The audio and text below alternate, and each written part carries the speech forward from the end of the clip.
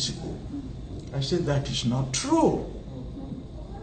Because when you got your independence on 1st of January 1960, I had qualified as the first chartered accountant in London 3 years before. I was a married man and started reproducing. In fact, be that as it may, I then told him that when you say that Cameroon is one and indivisible, it's a lie. Because when you got your independence on 1st of January 1960, we were a British colonial territory under UN trusteeship. We were not there. When you entered the United Nations on 20th of September 1960, we were not there. So if you now say that we are one and indivisible, it is just not true. Because the moment you entered the UN, you were bound by the Constitution of the UN, which says that since the Second World War, they formed the United Nations. The question of a member state of the UN joining another territory was specifically provided in the Charter of the United Nations. They said, you can join anybody, but make an agreement in writing, signed by both of you, send a copy to us, and we will notify the world of your union. I said, do you think that I'm crazy? Saying that we are two separate countries can be a treasonable offense if, in fact, that is not true. I said, show me the marriage certificate joining Southern Cameroon with La Republic, I will shut my mouth. If there is no marriage certificate, it is a jumba. I said, so sir, what you are saying and miseducating the younger people is just not true.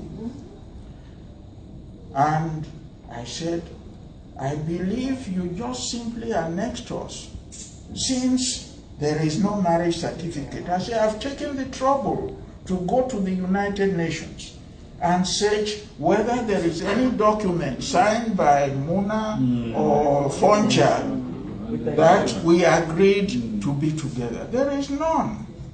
So if I see a pretty girl and I say, come and stay with me, the fact that we are staying together doesn't mean we are married. And you cannot be talking of cessation, which is the same as divorce, unless you have in your pocket a marriage certificate. I said, so these things you are saying are just not true. Then I explained to him, you talk about the Fumban conference and so on. I said the constitution binding Southern Cameroon from the day Nigeria became independent was prepared by the Colonial Office in London on the 12th of September 1960. It was put before the British Parliament on the 16th of September 1960, and it became law on 1st of October 1960, the day Nigeria became independent. That was the constitution under which Dr. John Frecnh was working. Yes, right. It excluded foreign affairs and defense from the competence of the Southern Cameroon government.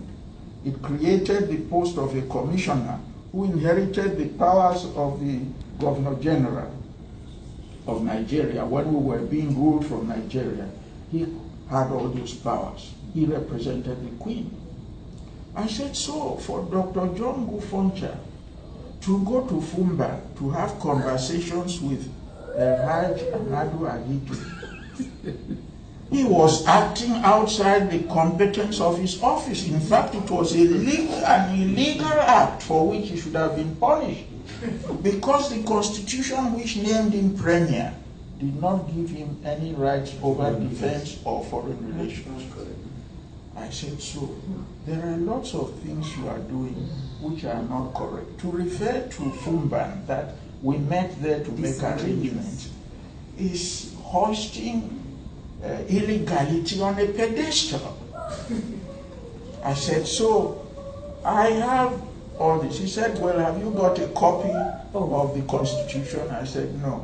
If I knew you were going to ask me, I would have brought it. But it is on the internet. You can download it. He said I should give his chief advisor particulars so that he can download the Constitution for me, for himself, because he had never read it. At that point, I presented him with a book. I launched it here some years ago, The Annexation of the UN Trust Territory of Southern Cameroon by La République du Cameroun. And I said, if he hasn't had the opportunity of reading it, I have a copy in my briefcase, I will give it to him. He said, give it to me. So he gave me another hour, and I knew the president always puts a security man to listen to everything an Anglophone prime minister say. I knew he was there, so I opened my bowel. And in fact, if what I am saying was not true, do you think they would have let me go without arresting me to try me? I challenged them. I say, if what I'm saying is not true, arrest me, take me to court, and I will be there to give evidence for my defense. They are frightened. They said, if we were to put this man in the witness box, the whole